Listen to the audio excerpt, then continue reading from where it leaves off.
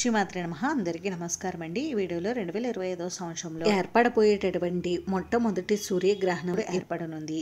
ఈ గ్రహణం భారతదేశంలో కనిపిస్తుందా లేదా, ఇంకా గ్రహణ పట్టు విడుపు సమయాలు, గ్రహణ నియమాలు పాటించాలా వద్దా, గర్భిణీ స్త్రీలు ఎటువంటి జాగ్రత్తలు తీసుకోవాలి, నియమాలు పాటించాలి, ఇంకా గర్భిణీ స్త్రీలు జాగ్రత్తలు తీసుకోవాలా లేదా అనే పూర్తి సమాచారాన్ని వీడియోలో అయితే మీకు అందజేస్తానండి. అందుకని వీడియోని ఎవరు కూడా ఎక్కడ కూడా స్కిప్ చేయకుండా చివరి వరకు అయితే చూడండి. ఖగోళ శాస్త్ర ప్రకారం మనకి ప్రతి సంవత్సరము కూడా 4 గ్రహణాలు అయితే ఏర్పడతాయి. 2 చంద్రగ్రహణాలు, 2 సూర్యగ్రహణాలు అయితే ఏర్పడతాయి. అదే విధంగా ఈ 2025వ సంవత్సరంలో కూడా 4 గ్రహణాలు అయితే ఏర్పడనున్నాయి. 2 చంద్రగ్రహణాలు, 2 సూర్యగ్రహణాలు అయితే ఏర్పడనున్నాయి. సూర్యగ్రహణాలు అమావాస్య తిథి ఉన్న రోజున, ఇంకా చంద్రగ్రహణాలు పౌర్ణమి తిథి ఉన్న రోజున అయితే ఏర్పడతాయి. ఇంక ఈ 2025వ సంవత్సరంలో మనకి మొట్టమొదటిగా చంద్రగ్రహణం అయితే ఏర్పడుతుందండి. ఆ తర్వాత మనకి సూర్యగ్రహణం అయితే ఏర్పడుతుంది. ఈ సంవత్సరం మొట్టమొదటి చంద్రగ్రహణం 2025 మార్చి 14వ తేదీన అయితే ఏర్పడుతుందండి.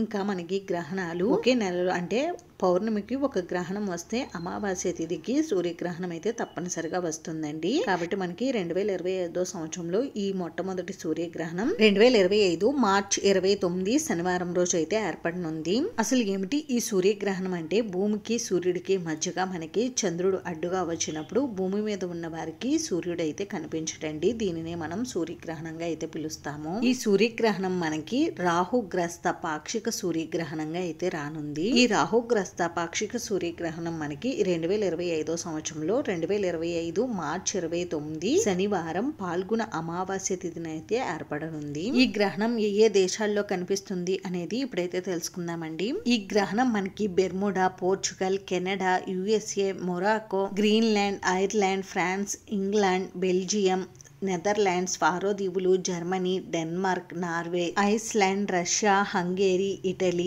Poland, Romania, Ukraine, Venezuela, Vatican City దేశములందు కనిపించును. ఈ గ్రహణం మనకి భారతదేశంలో అయితే కనిపించడం లేదండి. కాబట్టి భారతదేశంలో ఉన్నవారు, గర్భిణీ స్త్రీలు, ఇంకా భారతీయులు ఎవరు కూడా ఈ గ్రహణ పట్టు విడుపు సమయాలు, గ్రహణ సూతకాల నియమాలు పాటించవలసిన అవసరం లేదండి. ఇంకా గర్భిణీ స్త్రీలు జాగ్రత్తలు కూడా తీసుకోవాల్సిన అవసరం అయితే లేదు. అయితే మనకి గ్రహణం భారతదేశంలో కనిపించడం లేదు కాబట్టి గ్రహణ పట్టు విడుపు సమయాలు కూడా మన భారతీయులకు అవసరం లేదండి. కానీ గ్రహణం కనిపించే దేశాలలో మన భారతీయులు ఎవరైనా ఉంటే వారికి గ్రహణ పట్టు విడుపు సమయాలు అయితే అవసరం ఉంటాయి కదండి. అందుకోసం నేను ఇక్కడ యూనివర్సల్ టైం అయితే ఇస్తున్నాను, అంటే గ్రహణ పట్టు విడుపు సమయాలు అయితే చెప్తున్నాను. యూటీసీ టైం ప్రకారం గ్రహణం ప్రారంభం సమయం 2025 మార్చి 29 శనివారం ఉదయం 8:50 ప్రారంభమయ్యి మధ్యాహ్నం 12:43 వరకు గ్రహణం అయితే ఉంటుందండి. ఇక్కడ ఒక ముఖ్య గమనికండి, ఈ టైమింగ్స్ మన భారతదేశంలో ఉన్న వారికి ఎవరికి కూడా వర్తించవు. నేను పైన చెప్పిన దేశాల్లో ఉన్న వారికి మాత్రమే ఈ టైమింగ్స్ అయితే వర్తిస్తాయి. ఈ సూర్యగ్రహణం మనకి అమావాస్య తిథి రోజు అయితే ఏర్పడుతుందండి.